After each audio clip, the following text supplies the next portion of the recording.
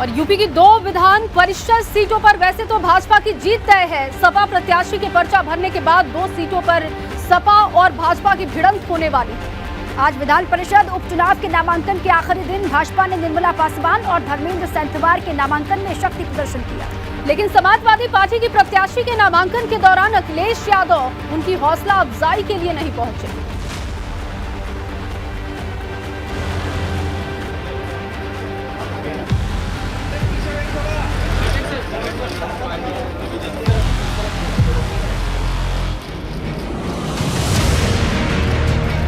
उत्तर प्रदेश विधान परिषद की 2 खाली सीटों पर उपचुनाव के लिए आज भाजपा और सपा प्रत्याशियों ने अपने अपने नामांकन दाखिल कर दिए। मुख्यमंत्री योगी आदित्यनाथ की मौजूदगी में भाजपा के दोनों प्रत्याशियों धर्मेंद्र सेंथवार और निर्मला पासवान ने अपने अपने पर्चे दाखिल किए। नामांकन के दौरान दोनों डिप्टी सीएम केशव प्रसाद मौर्य, ब्रजेश पाठक के साथ प्रदेश अध्यक्ष स्वतंत्र देव सिंह भी मौजूद रहे और सभी ने भाजपा की जीत को तय बताया। भारतीय जनता पार्टी ऐसी पार्टी किसी भावनाओं के साथ नहीं खेलती। जो उन्होंने खेला है सपा ने, और वो जान रहे हैं कि हमारी जिसको हमने खड़ा किया वो हारेंगे, तो भारतीय जनता पार्टी उसको खड़ा करती है जिसको जिताती है। नामांकन के आखिरी दिन आज समाजवादी पार्टी की प्रत्याशी कीर्ति कौल ने भी विधान परिषद उपचुनाव के लिए नामांकन दाखिल कर दिया। माना जा रहा था कि कीर्ति कौल के नामांकन के दौरान अखिलेश यादव भी उनके साथ मौजूद रहेंगे, लेकिन नामांकन के दौरान अखिलेश यादव नहीं पहुंचे। पर्चा भरने के बाद कीर्ति कौल ने सभी पार्टियों से अपने लिए समर्थन देने की अपील की। सदन परिषद के सभी सदस्यों से विनम्र हाथ जोड़ के निवेदन करती हूं कि इस आदिवासी समाज के बेटी बहन पर उपकार करें और मेरा भी आदिवासी परिवार का नाम आगे करें। हालांकि विधानसभा में भाजपा के संख्या बल को देखते हुए उसके दोनों प्रत्याशियों की जीत सुनिश्चित है, लेकिन अखिलेश यादव ने जीत के लिए जरूरी संख्या न होने के बावजूद एक महिला और आदिवासी चेहरे को मैदान में उतारा है। इस उम्मीद के साथ कि अंतरात्मा की आवाज और आदिवासी कार्ड के भरोसे कीर्ति कौल को शायद विरोधियों के भी वोट हासिल हो जाए। लखनऊ से एबीपी गंगा के लिए अनुभव शुक्ला की रिपोर्ट।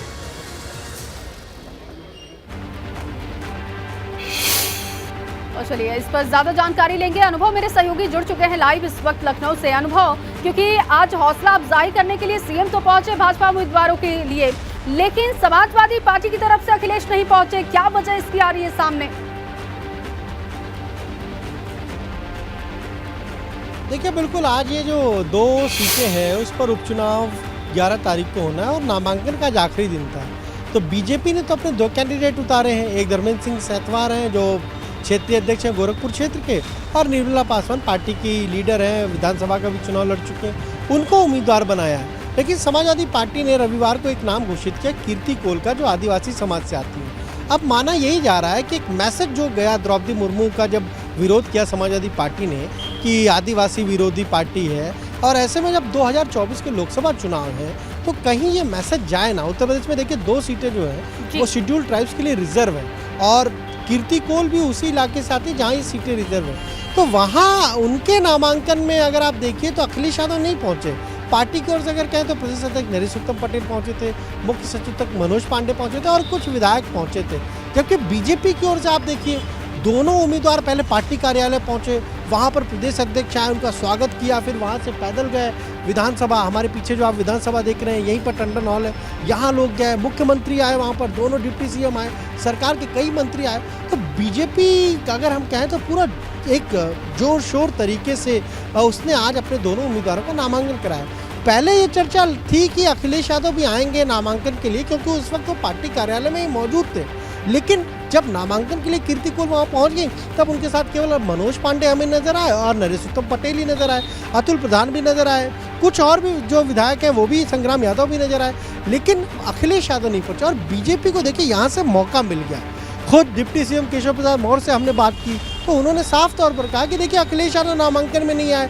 अब आप ये पूछेंगे क्यों नहीं आए, तो इसलिए नहीं आए कि उनको जब भी ऐसा रहता है कि जब उम्मीदवार उनको लगता है कि उनका नहीं जीतेगा तो वो नहीं जाते, स्किप कर देते हैं। उन्होंने आजमगढ़ का उदाहरण दिया, रामपुर उपचुनाव का उदाहरण दिया कि वहाँ प्रचार में नहीं गए। यहाँ बीजेपी ने देखिए एक और मुद्दे को लेकर समाजवादी पार्टी को घेरा है। साफ तौर पर बीजेपी कह रही है कि जब समाजवादी पार्टी के लग रहा है कि उनके उम्मीदवार जो कीर्ति कौल है वो नहीं जीतेंगी तो जानबूझकर एक आदिवासी समाज की महिला का अपमान करने के लिए उसको चुनाव मैदान में उतार दिया। जब निर्विरोध निर्वाचन होना था, अभी आपको याद होगा 13 जो एमएलसी चुने गए थे उसमें 4 समाजवादी पार्टी के निर्विरोध चुने गए थे, जिसमें स्वामी प्रसाद मौर्य भी चुने गए थे। तब समाजवादी पार्टी ने तब क्यों नहीं आदिवासी महिला की बात की, तब दलित महिला की बात क्यों नहीं की? तो उत्तर प्रदेश में ये जो नामांकन आज हुआ है, इसके बाद सियासत गर्मा गई है। बीजेपी कह रही है कि हमारे जो दोनों कैंडिडेट हैं वो जीतेंगे और उसने भरोसा उसको है कि दूसरी पार्टियों के यानी विपक्षी दल के जो लोग हैं वो भी उनके कैंडिडेट को वोट करेंगे। अब कीर्ति कौल ने तो आज हमारे सामने ही हमारे कैमरे पे ही कहा कि वो सबसे निवेदन करती हैं हर एक दल के विधायक से कि वो उनको वोट करें। मनोज पांडे ने भी यही कहा कि दलगत राजनीति से ऊपर उठकर लोग, बहुत शुक्रिया आपका तमाम जानकारी के लिए बहुत शुक्रिया। और वहीं उत्तर प्रदेश के परिषदीय स्कूलों में पढ़ने वाले छात्र छात्राओं को पहले टेंडर के जरिए वर्दी और बस्ते दिए जाते थे।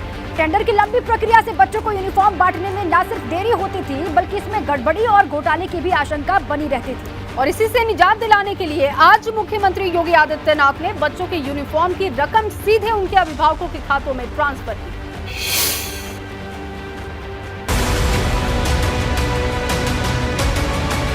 उत्तर प्रदेश के परिषदीय स्कूलों में पढ़ रहे 1,91,00,000 से ज्यादा छात्र छात्राओं को बड़ी सौगात देते हुए आज मुख्यमंत्री योगी आदित्यनाथ ने डायरेक्ट बेनिफिट ट्रांसफर के तहत यूनिफॉर्म और स्टेशनरी खरीद के लिए दी जाने वाली रकम सीधे बच्चों और अभिभावकों के खाते में ट्रांसफर की। अभिभावकों के खातों में सरकार की तरफ से 1200 रुपए ट्रांसफर किए गए हैं, जिससे बच्चों के लिए स्कूल यूनिफॉर्म के अलावा स्वेटर, स्कूल बैग, जूते, मोजे और स्टेशनरी खरीदे जा सकेंगे। Uniform, bag, books, shoes, sweater, ये सभी चीज उपलब्ध हो जाए। मुख्यमंत्री योगी आदित्यनाथ ने इस मौके पर सरकारी स्कूल में बच्चों की बढ़ती संख्या को बेसिक शिक्षा विभाग में हो रहे सुधार पर खुशी जाहिर की और शिक्षा व्यवस्था में सुधार के लिए शिक्षकों को ज्यादा मेहनत करने की नसीहत। 60 से 70% बालिकाएं ऐसी थी जो नंगे पैर जिन्हें स्कूल आने के लिए मजबूर होना पड़ता था। बालकों में भी एक बड़ी संख्या ऐसी थी जो नंगे पैर स्कूल आते थे, जैसे तैसे स्कूल आ गए। लेकिन जब 2 यूनिफॉर्म, जूते, मोजे, स्वेटर, बैग आदि उन्हें मिलना प्रारंभ हुआ, आज बेसिक शिक्षा परिषद का हर बालक बालिका छात्र छात्रा भी इस बात पर गौरव की अनुभूति कर सकती है कि मैं भी किसी पब्लिक और कॉन्वेंट स्कूल की तर्ज पर अच्छी शिक्षा प्राप्त करने का हकदार हूं। मुख्यमंत्री योगी आदित्यनाथ ने कहा कि कुछ साल पहले सरकारी स्कूल में बच्चे नंगे पांव ही आने को मजबूर थे, लेकिन सरकारी स्कूल के बच्चों को भी कॉन्वेंट स्कूलों की तरह शिक्षा पाने का हक है। गांव का एक सामान्य गरीब से गरीब व्यक्ति भी अगर उसके विद्यालय में प्राइवेट स्कूल किसी ने खोला है और वह एक सामान्य अभाव में चल रहा है, तो गांव का वह व्यक्ति उस प्राइवेट स्कूल में बच्चों को भेजना उचित समझता था, उसको वह विश्वसनीय लगता था, बशर्ते बेसिक शिक्षा परिषद के स्कूल में भेजने की बजाय। कि तमाम यहाँ पर टीचर्स हैं, स्टूडेंट्स हैं, जिनका कहना है कि निश्चित रूप से राहत भरी बात इसको कहा जा सकता है, लेकिन कहीं ना कहीं एक चुनौती ज़रूर होगा इन चीज़ों को सुनिश्चित करना कि जो पैसा डीबीटी से अभिभावकों के खाते में भेजा जा रहा है उसका इस्तेमाल उन्हीं चीज़ों के लिए किया जाए जिसके लिए वो पैसा भेजा गया है। कैमरा सहयोगी प्रमोद के साथ शैलेश अरोरा, एबीपी गंगा, लखनऊ। आगे बढ़ते हैं। चित्रकूट में 3 दिन तक चले यूपी भाजपा के प्रशिक्षण वर्ग शिविर में 2024 में होने वाले लोकसभा चुनाव की तैयारियों पर मंथन हुआ। एबीपी गंगा से खास बातचीत में उप मुख्यमंत्री केशव प्रसाद मौर्य का कहना है कि 2024 के चुनावों में भी कमल खिलेगा। चित्रकूट में बीजेपी का 3 दिनों का प्रशिक्षण शिविर हुआ और 2024 को लेकर मंथन हुआ। मंथन के बाद क्या अमृत निकला, इस पर बात करेंगे उत्तर प्रदेश के उप मुख्यमंत्री केशव प्रसाद मौर्य जी से। सर, 3 दिनों का यह प्रशिक्षण शिविर हुआ, बहुत मंथन किया आप लोगों ने, 2024 को लेकर भी मंथन किया, क्या अमृत निकला है? देखिए, मंथन का तो निरंतर कार्य भारतीय जनता पार्टी में होता रहता है। बीच का कोरोना काल आप अगर छोड़ दीजिए तो हमारे यहाँ बैठकों का कार्यक्रम, प्रशिक्षणों का कार्यक्रम यह निरंतर होता है। लेकिन प्रदेश स्तर का यह जो प्रशिक्षण वर्ग चित्रकूट धाम में संपन्न हुआ है, निश्चित तौर से वह संगठन की दृष्टि से भी, भारतीय जनता पार्टी को और अधिक मजबूत बनाने की दृष्टि से भी, 2024 के लोकसभा चुनाव की दृष्टि से भी अत्यधिक महत्वपूर्ण है। मैं यह मानता हूं कि उत्तर प्रदेश में समाजवादी पार्टी समाप्तवादी पार्टी बनने की ओर आगे बढ़ चुकी है। बसपा की बात करूँ तो बिल्कुल समाप्त पार्टी की अगर संज्ञा दिया जाए तो कोई उसमें गलत नहीं है। वही हाल कांग्रेस का। तो मैं यह मानता हूँ कि जो समाज के अंदर, चाहे वह जाति के नाम से जाने जाते हों, चाहे वर्गों के नाम से जाने जाते हों, उन सब की आस और विश्वास भारतीय जनता पार्टी और माननीय नरेंद्र मोदी जी के प्रति है। तो भाजपा उन सब लोगों को अपने पार्टी भाजपा के साथ लाना चाहती है जो किसी भी कारण से, जाति के कारण से, किसी व्यक्ति के कारण से, किसी क्षेत्र के कारण से हमसे दूर थे। हम उन सबको भाजपा परिवार का हिस्सा बनाना चाहते हैं और सम्मान के साथ लाना चाहते हैं। और हमारी पार्टी सबका साथ, सबका विकास, सबका विश्वास, सबका प्रयास और सबको स्थान और सबको सम्मान देते हुए आगे बढ़ती है। 2024 के लिए 80 में 80 का लक्ष्य है और आपके ट्वीट की बड़ी चर्चा है। PMDY, पसमानदा, मुस्लिम, दलित, यादव, यानी किसी को बीजेपी अब छोड़ेगी नहीं, सबको अपने साथ लाएगी। तो हम तो कोई हमें ना छोड़े, हम किसी को ना छोड़े, हमारी तो यही नीति है। वो सबका साथ, सबका विकास, यही भाव है। कुछ का साथ, कुछ का विकास तो हमारे जो विपक्षी राजनीतिक दल हैं उनका भाव रहता है। सबका साथ और सबका विकास हमारी पार्टी का, हमारे नेतृत्व का यही दिशा निर्देश है और उसी विचार के आधार पर हम लोग काम करते हैं। जितन के साथ लखनऊ। अब चलिए आगे बढ़ते हैं। अखिलेश यादव पर ओम प्रकाश राजभर का तंज सामने आया है। 9 अगस्त से अखिलेश यादव की यात्रा पर निशाना साधा ओम प्रकाश राजभर ने और सपा के यात्रा निकालने को बताया अपनी उपलब्धि। अखिलेश को जमीन पर काम करने की नसीहत दी थी ओम प्रकाश राजभर ने और एसी वाली नसीहत की वजह से गठबंधन टूटा था, ये भी आप जानते हैं। अब ये ओम प्रकाश राजभर कह रहे हैं कि ये उनकी उपलब्धि है कि कम से कम ग्राउंड पर निकल रहे हैं अखिलेश यादव और उनकी पार्टी। तो 9 अगस्त से अखिलेश यादव की यात्रा पर निशाना और सपा की यात्रा निकालने को अपनी उपलब्धि ओम प्रकाश राजभर ने बता दिया। अखिलेश को जमीन पर काम करने की उन्होंने नसीहत दी थी। एसी वाली नसीहत की वजह से गठबंधन टूटा था, ये भी आप जानते हैं। और अब ओपी राजभर ने कहा कि मेरी वजह से समाजवादी पार्टी कम से कम ग्राउंड पर जा रही है। जैसा कि अभी पिछले दिनों आपने बयान दिया था कि अखिलेश यादव जो एसी में रहते हैं, लेकिन अब 9 तारीख से आपके पूर्वांचल और खासकर गाजीपुर से जो पद यात्रा शुरू कर रहे हैं, तो क्या लगता है वो एसी की राजनीति भूलकर अब जमीन पर आना चाहते हैं या क्या है ये तो राजभर की उपलब्धि है। हताशा और निराशा, व्यक्ति पढ़ा लिखा हो और वो अगर झाड़ फूक पे विश्वास करे तो ये साबित होता है कि हताशा और निराशा दिख रहा है। आज पूरा विपक्ष ओम प्रकाश राजभर को निशाने पे लिया है। इस नाते लिया है कि हम अति पिछड़े एवं अति दलित की बात सदन से लेकर सड़क तक लड़ते हैं। तो चलिए आगे बढ़ेंगे। कानपुर का स्कूल उस समय विवादों में आ गया जब छात्रों को सुबह ही प्रेयर में कलमा पढ़ाने के लिए कहा गया, जिसे लेकर बच्चों के माता पिता और कुछ हिंदू संगठनों ने विरोध किया और पुलिस में शिकायत दर्ज कराई।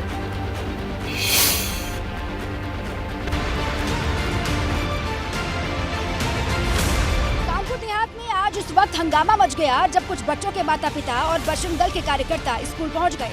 बच्चों के परिजन इस बात से नाराज थे कि स्कूल में प्रेयर के दौरान उनके बच्चों को कलमा पढ़ाया जा रहा है।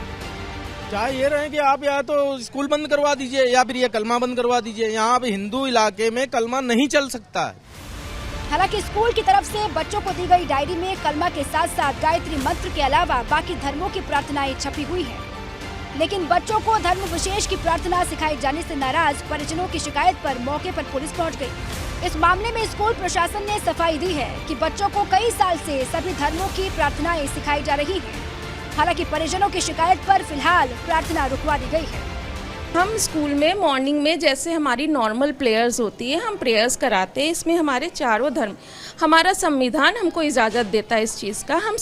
हम स्कूल में किसी एक पर्टिकुलर धर्म की बात नहीं करते हैं। अभी 2 दिन पहले किसी के द्वारा इसमें ऑब्जेक्शन किया गया था, किसी गार्जियन के द्वारा। ऑब्जेक्शन के बाद इन्होंने इसमें जो स्कूल मैनेजमेंट था उसने पहले आदेश कर दिया था कि इन सारी प्रार्थनाओं को रोक दिया जाए और अब केवल प्रार्थना के समय केवल राष्ट्रगान होगा। वहीं धर्म विशेष की प्रार्थना की शिकायत के बाद स्कूल की जांच में नई बात सामने आई है कि कानपुर में चल रहा फ्लोरेट्स स्कूल और उसकी कई शाखाएं मान्यता खत्म होने के बाद भी संचालित हो रही थी और अभिभावकों को CBSE मान्यता बताकर पैसों की वसूली हो रही थी। लेकिन अब ये नया खुलासा होने के बाद इस स्कूल पर कार्रवाई की तैयारी शुरू हो चुकी है। कानपुर से ABP गंगा के लिए रतीश त्रिवेदी की रिपोर्ट। ब्रेक के बाद स्वागत है आपका, आप देख रहे हैं सत्याग्रह। तो चलिए आगे बढ़ेंगे। अराजक यातायात लंबे समय से समस्या रही है। कोर्ट में इस सिलसिले में दायर जनहित याचिका और अवमानना याचिका पर समय समय पर अलग अलग दिशा निर्देश जारी किए गए, बावजूद पुराना ढर्रा बदस्तूर जारी है। आलम यह है कि इन दिनों नौनिहालों की जान खतरे में है। ऐसा इसलिए क्योंकि कानपुर के एक वैन में 8 की जगह पर 14 से ज्यादा बच्चों को सवार कर स्कूल ले जाया जा रहा है।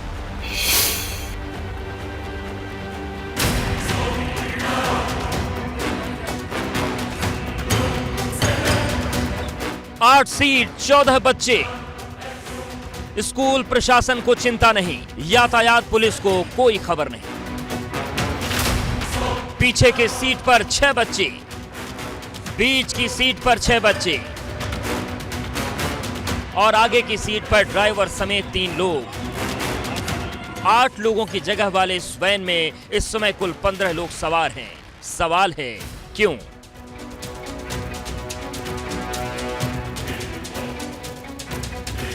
बच्चों को सुरक्षित उनके घर तक पहुंचाने की जिम्मेदारी लेने वाले इस वैन ड्राइवर को न तो नियमों का डर है और न ही कायदों का खौफ। सुप्रीम कोर्ट की गाइडलाइंस के मुताबिक स्कूल बस और वैन पीले रंग से पेंट होनी चाहिए। गाड़ी पर आगे और पीछे ऑन स्कूल ड्यूटी लिखा हो। सभी खिड़कियों के बाहर लोहे की ग्रिल होनी चाहिए। बस में अग्निशमन यंत्र लगा हो जिससे आग लगने की स्थिति में तत्काल कार्रवाई हो सके।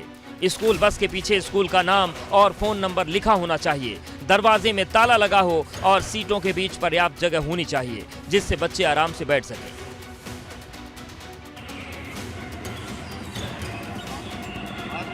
इस वैन को देखकर यही लगता है कि नियम, कायदे और कानून महज कागजों में कैद होकर रह गए हैं। इनका पालन करवाने और करने वालों को कोई परवाह नहीं है। और यही अगर हाल रहा, हालत नहीं सुधरे तो ऐसे वैन में किसी बड़े हादसे हो जाएंगे। ऐसे वैन किसी बड़े हादसे को आमंत्रित कर सकते हैं। Bureau report, ABP Ganga. तो एक तरफ योगी आदित्यनाथ की सरकार भ्रष्टाचार पर लगातार प्रहार कर रही है। रिश्वत लेने वाले अधिकारियों और बाबुओं पर एक्शन लिया जा रहा है, तो दूसरी तरफ सोशल मीडिया पर सोनभद्र जिले का एक वीडियो वायरल हो रहा है जो सरकारी अमले की नाक कटवाने के लिए काफी है।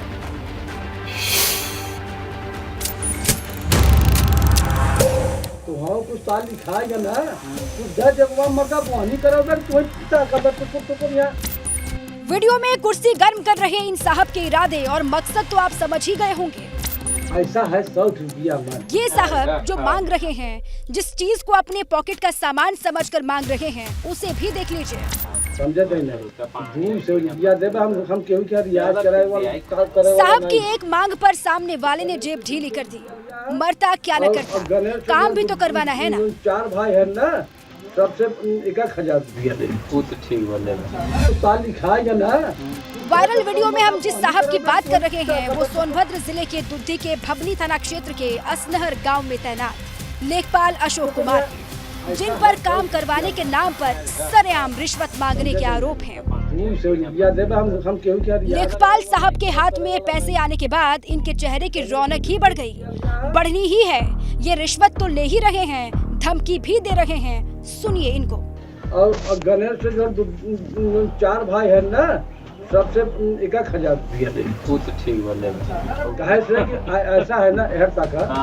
कैमरे पर खुद अपनी पोल पट्टी खुलवाने वाले लेखपाल साहब ने इसके पहले कितनी रिश्वत ली है, ये साहब वो भी बता रहे हैं। गणेश से 200 रुपया लिया है और गणेश से जो 4 भाई है ना, सबसे 1000 रुपया दे। तो ठीक बोले।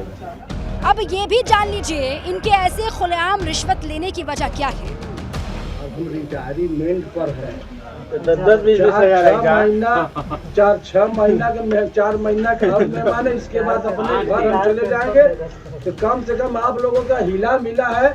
हम कोई लेखपाल रिटायरी पर से कहीं से गया नहीं है। जिस क्षेत्र से गया है उस क्षेत्र को सोना तराजू तोड़ के गया है। सोना तराजू तोड़ के जा। इनका सरकारी सैलरी से पेट नहीं भरता। इन्हें 6 महीने बाद अपनी रिटायरमेंट की भी चिंता सता रही है।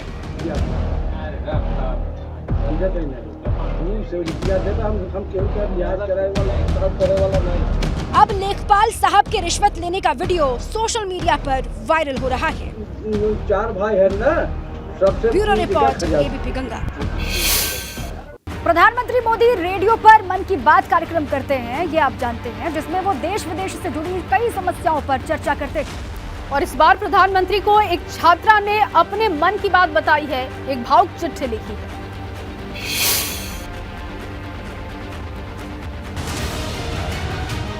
आपने बहुत महंगाई कर दी है, पेंसिल रबड़ तक महंगी कर दी है, मेरी मैगी के दाम भी बढ़ा दिए हैं, मेरी माँ पेंसिल मांगने पर मारती है, मैं क्या करूं? बच्चे मेरी पेंसिल चोरी कर लेते हैं। हिंदी में लिखा गया यह पत्र सोशल मीडिया पर वायरल हो गया है।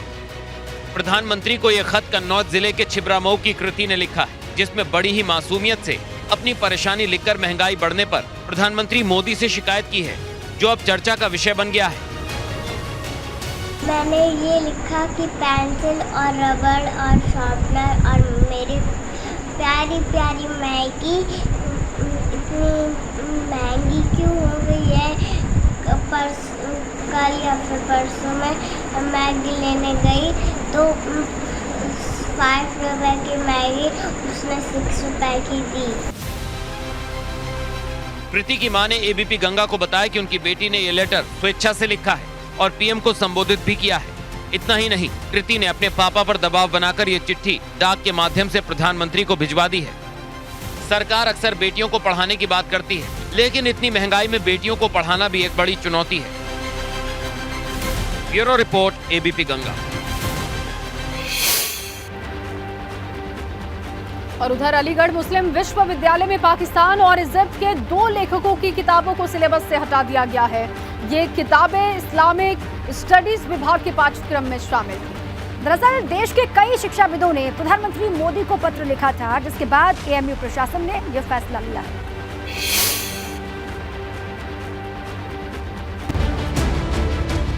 सैयद कुतुब सईद और मौलाना अबुल आला मौदूदी। अलीगढ़ मुस्लिम यूनिवर्सिटी ने इन दोनों पाकिस्तानी लेखकों की किताबों को सिलेबस से हटा दिया है। मामले ने तूल तब पकड़ा जब 20 से ज्यादा शिक्षाविदों ने प्रधानमंत्री को पत्र लिखकर इन किताबों पर अपना विरोध जताया था, जिसमें इन लेखकों की किताबों से छात्रों को नहीं पढ़ाए जाने की मांग की गई थी। इस मुद्दे को लेकर काफी समय से विवाद भी चल रहा था। इसकी पूर्ण जांच होनी चाहिए और यह यूजीसी लेवल पर इस पूरे स्टडी को, इस पाठ्यक्रम को बैन भी किया जाना चाहिए। जैसे ही इस मामले ने तूल पकड़ा तो एएमयू के इस्लामिक स्टडीज विभाग ने किताबों को हटा दिया है। मौदूदी साहब की किताबें तो नेशनल आर्काइव्स में भी मौजूद हैं। मौदूदी साहब की किताबें तो दिल्ली की जो राष्ट्रीय लाइब्रेरी है उसमें ही मौजूद हैं। मौदूदी साहब की किताबें देश के बहुत जगहों पर मौजूद हैं। हालांकि किताबों को तुरंत प्रभाव से सिलेबस से हटा दिए जाने पर भी विवाद हो रहा है। एएमयू के पूर्व छात्रों ने इस फैसले पर सवाल खड़े किए हैं। Bureau report, ABP Ganga. Kashi को महाशमशान कहा जाता है और मान्यता है कि काशी में मृत्यु के बाद मोक्ष की प्राप्ति हो जाती है। मोक्ष पाने की इसी आस में दूर दूर से लोग शवों के दाह संस्कार करवाने के लिए वाराणसी आते हैं। लेकिन काशी के प्रसिद्ध मणिकर्णिका घाट पर आज शवों का दाह संस्कार रोकना पड़ गया। क्या है ये पूरा मामला, इस रिपोर्ट में आपको दिखाते हैं।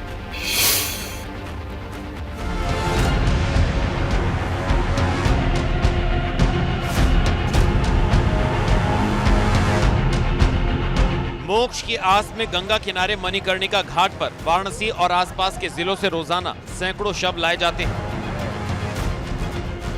लेकिन आज मणिकर्णिका घाट पर कई घंटों तक शवदाह रुकने की वजह से घाट पर शवों की कतार लग गई।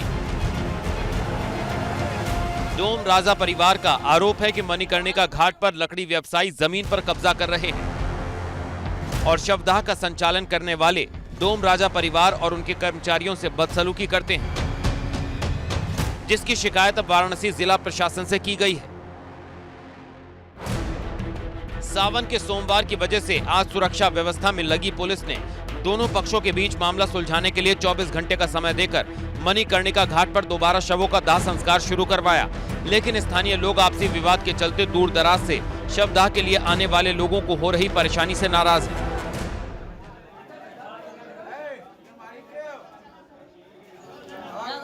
प्रशासन आपको ले जाएगी, दोनों आदमी को आपको कचहरी मुकदमा कराएगी, इसमें कोई अच्छा नहीं होगा। तो ये आप सौदा बंद करने का कृपया न करें। क्यों कि सौदा लेकर कहाँ कहाँ से लोग आते हैं काशी में, कि मतलब कि हम अब काशी में चलेंगे तो यहाँ से हमको मुक्ति मिलेगा।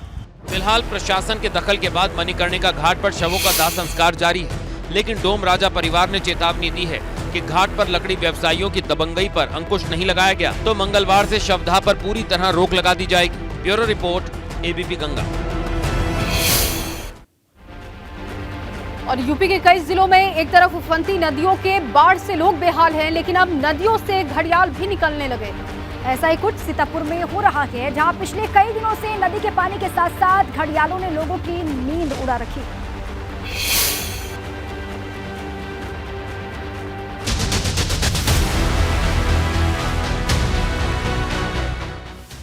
भारी बारिश की वजह से इन दिनों सीतापुर के ग्रामीण इलाकों में हाल बेहाल है। सरयू का जलस्तर बढ़ने से निचले इलाकों में पानी भर गया है, लेकिन मुसीबत इतनी भर नहीं है। सीतापुर के परमेश्वरपुरवा गांव में सरयू के पानी के साथ घड़ियाल की भी एंट्री हो गई है, जिसके चलते गांव के लोग बाढ़ और घड़ियाल की दोहरी चुनौती का सामना करने को मजबूर हैं। 20 दिन से निकलता है, लेकिन आज ऊंचे निकल के यहाँ हमारी गाय के पास कल आया तो गाय छोड़ दिया तो डोर काट दिया, तब गाय बची, नहीं तो गाय को पकड़ लेता। सीतापुर के परमेश्वरपुरवा और पासीनपुरवा गांव में पिछले 15 दिनों से सरयू के पानी में घड़ियाल देखे जा रहे हैं, जो रात के वक्त रिहायशी इलाके में आकर पशुओं और बच्चों को शिकार बना सकते हैं। इसी डर से लोगों को रात के वक्त जागकर बाढ़ के पानी के साथ ही घड़ियालों पर भी नजर रखनी पड़ रही है। परमेश्वरपुरवा है तो लगभग 20 दिन से, लेकिन 24 घंटा छाटता नहीं, कोई नहीं आवा। सूचना दी किसी को, लेखपाल के दिन गए। भारी बारिश के चलते बिजनौर में भी गंगा का जलस्तर बढ़ने से मुसीबत की शुरुआत हो चुकी है। सड़क मार्ग पर गंगा का पानी आ जाने से अब यातायात पर भी असर पड़ने लगा है और लोगों से यात्रा के दौरान एहतियात बरतने की अपील की जा रही है। पहाड़ों में मैदानी इलाकों में लगातार हो रही बारिश के बाद एक बार फिर ये यूपी उत्तराखंड की सीमा से सटा कोटा वाली नदी में पानी आ गया है और इसको लेकर के कहीं ना कहीं यूपी उत्तराखंड की जो पुलिस है वो लगातार यहाँ पर मुस्तैद है। हालांकि फिलहाल अभी जो रास्ते थे आवाजाही जो बंद थी वो फिलहाल खोल दी गई है। पानी थोड़ा सा कम जरूर हुआ है, लेकिन अभी जो यहाँ के इलाके के लोग हैं उनकी मुसीबत कम नहीं हुई है। सीतापुर से पंकज सिंह गौर के साथ बिजनौर से सरफराज अहमद की रिपोर्ट।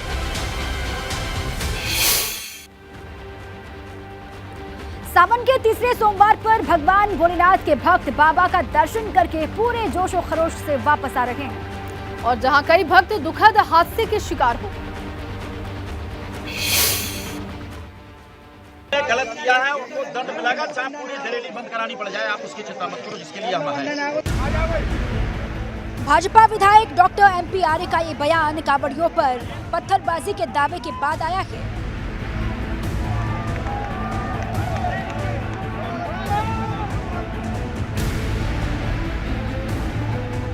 बरेली के नवाबगंज थाना इलाके में उस वक्त हंगामा हो गया जब जरेली गांव में शाम के वक्त गुजर रहे कांवड़ियों के जत्थे पर पत्थर फेंके जाने का दावा किया गया, जिसके बाद कांवड़ियों ने सड़क पर कांवड़ रखकर जाम लगा दिया और आरोपियों की गिरफ्तारी की मांग करने लगे।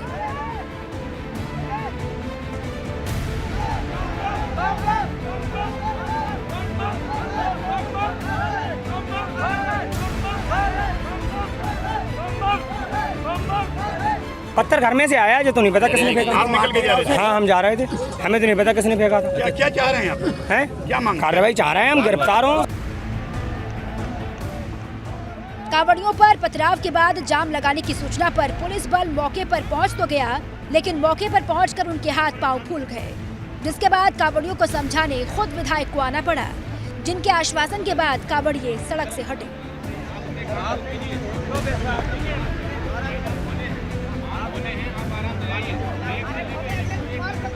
किसी शरारती ने कांवड़ियों के ऊपर पत्थर फेंके और उसकी वजह से कांवड़ियों ने यहाँ पर जाम लगाया और ये समस्या उत्पन्न हुई है। तो रामपुर जिले में कांवड़ियों से भरे ट्रैक्टर ने एक बाइक सवार कांवड़िये को कुचल दिया। दुर्घटना में बाइक से जा रहे कांवड़िये की मौके पर ही मौत हो गई। घटना के बाद गुस्साए लोगों ने ट्रैक्टर को आग के हवाले कर दिया। आग की चपेट में आने से ट्रैक्टर ट्रॉली समेत उसमें रखा डीजे अन्य जरूरी सामान जलकर खाक हो गया। एटा के रिजॉर्ट थाना क्षेत्र में सुबह हुए सड़क हादसे में कांवड़िये की मौत हो गई, जबकि 2 घायल हो गए। वहीं आवागढ़ क्षेत्र में हुई दुर्घटना में 3 बाइक सवार कांवड़िये घायल हो गए। यह हादसे के बाद आक्रोशित लोगों ने ट्रक में तोड़फोड़ कर दी। Bureau report, ABP Ganga. और इसी बीच एक बड़ी खबर मिल रही है लखनऊ से। लखनऊ में सीएम आवास पहुंचे हैं राम गोपाल यादव। सीएम से मुलाकात करने पहुंचे सपा महासचिव राम गोपाल यादव। ये बड़ी जानकारी है। 5 कालिदास मार्ग पर दोनों नेताओं की मुलाकात हो रही है। ये इस वक्त की बड़ी खबर आपके सामने लखनऊ से है। सीएम आवास पर मौजूदगी है राम गोपाल यादव की और सपा के महासचिव हैं राम गोपाल यादव। सीएम से मुलाकात करने के लिए 5 कालिदास मार्ग पहुंचे हुए हैं। ब्यूरो चीफ वीरेश पांडे जी इस वक्त हमारे साथ फोन लाइन पर मौजूद हैं। वीरेश जी, क्या जानकारी मिल रही है? राम गोपाल यादव पहुंचे हुए सीएम आवास पर मुलाकात करने के लिए, वजह क्या बताई जा रही है? देखिए, यूपी की सियासत में आज बड़ा दिन इस लिहाज से कहा जाएगा कि समाजवादी पार्टी के प्रमुख महासचिव professor Ram Gopal Yadav CM residence Lucknow पहुंचे हैं। मुख्यमंत्री से उनकी मुलाकात हो रही है और ये मुलाकात इस लिहाज से बहुत महत्वपूर्ण हो जाती है कि आज तक यानी योगी 1 योगी द्वितीय में पहली मुलाकात है। यानी योगी 1 में कभी भी प्रोफेसर राम गोपाल यादव की कभी मुलाकात योगी आदित्यनाथ से नहीं हुई। उन्होंने समय मांगा था मुख्यमंत्री योगी आदित्यनाथ से और योगी आदित्यनाथ ने उन्हें मिलने का समय दिया है। शाम का वक्त है और ऐसे में प्रोफेसर राम गोपाल यादव जो अखिलेश यादव के पूरे इस यादव संग्राम में हम कह सकते हैं और जब से अखिलेश यादव राष्ट्रीय अध्यक्ष बने हैं और राष्ट्रीय अध्यक्ष बनने के उस दौर में, उस पूरे संघर्ष में शिवपाल यादव के खिलाफ और जो भी अखिलेश यादव के आड़े आते आ रहा था उसके बीच एक बहुत ही मजबूत सहारे के तौर पर अखिलेश यादव के साथ खड़े रहे हैं इस पूरे संघर्ष में। और ऐसे में मुख्यमंत्री के प्रशंसक शिवपाल यादव और शिवपाल यादव के प्रशंसक मुख्यमंत्री और शिवपाल यादव और राम गोपाल यादव में 36 का आंकड़ा ये यूपी की सियासत में सभी जानते हैं। और ऐसे में दूसरे चचा यानी प्रोफेसर राम गोपाल यादव समाजवादी पार्टी के राष्ट्रीय अध्यक्ष के सबसे बेहद करीबी माने जाने वाले और समाजवादी पार्टी के चाणक्य कहे जाने वाले प्रोफेसर राम गोपाल यादव की उत्तर प्रदेश के मुख्यमंत्री योगी आदित्यनाथ से हो रही मुलाकात। बिल्कुल, और वीरेश जी देखना होगा कि इस मुलाकात के बाद क्या अपडेट मिलता है, क्योंकि ये बहुत जरूरी है। किस वजह से ये मुलाकात हो रही है, क्योंकि यूपी की सियासत के लिए बहुत बड़ी खबर इसे हम कह सकते हैं। बहुत शुक्रिया आपका तमाम जानकारी के लिए। अब चलिए आगे बढ़ते हैं। देवरिया में 1 करोड़ का घोटाला सामने आया है। जिले के भाटपार रानी हाट शाखा गोदाम में करोड़ों रुपए के भ्रष्टाचार का भंडाफोड़ हुआ है और घोटाले का आरोपी मार्केटिंग इंस्पेक्टर फरार बताया जा रहा है। पूरे मामले का खुलासा डीएम की गठित जांच कमेटी ने किया है। देखिए।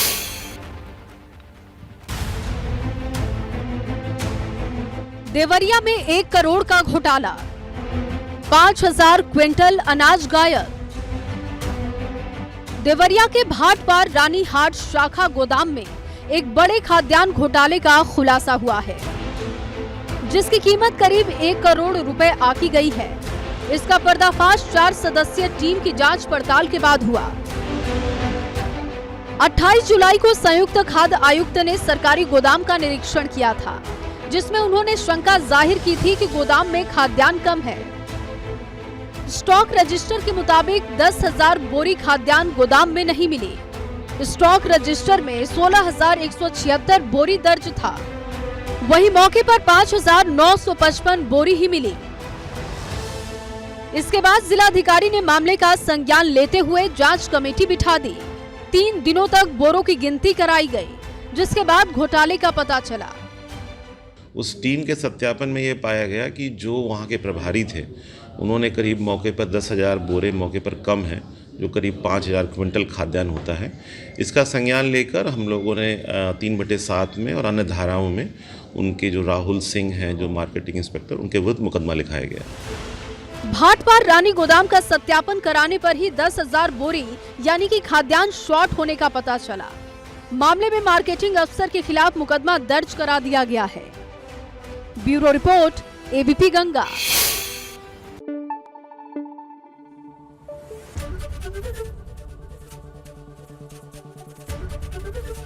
एबीपी गंगा, खबर आपकी, जुबान आपकी।